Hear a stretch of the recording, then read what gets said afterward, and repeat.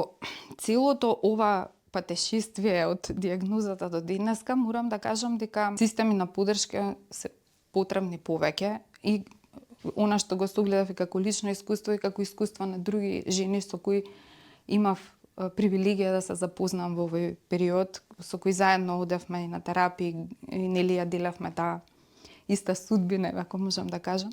Да, клучно е семејството и позитивната поддршка во целата приказна. Од личен аспект морам да кажам дека сопругот беше неверојатна поддршка за мене во овој период. Децата исто така. Кругот на пријатели кои што на вистина тие денови, еве имав неколку пријателки кои секој вторник ми пратат само да имаш убав ден. Едно емоџи и многу значеше за да се помине денот. Од аспект на тоа што јас го согледав, на вистина е потребно да се размислува кога зборуваме за системски пристап во третирање на оваа проблематика, на системи на поддршка на жени што на вистина ги немаат. На пример, јас сретнав жена на терапија која го носеше своето дете затоа што немаше каде да го остави.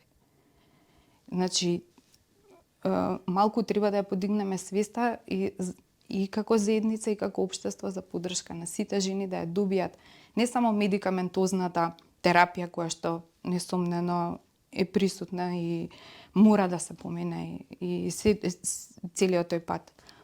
Треба е поддршка од почетокот, оној клинички пат што треба да се изоди, затоа што секоја жена се чувствува изгубено, што сега, каде да одам, што да правам, каде да се обратам.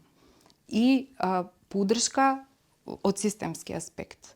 За здравствениот еден, но на жената за да го помине овој пат и треба многу поголема поддршка и во останатите сегменти. Работното место дали ќе го задржам, приходите во семејството дали ќе ми се намалат, ќе ми се зголемат, дали партнерот мене ќе ме прифати сега сум нецелосна, ми недостига делот женствени, делот што мене ме прави жена.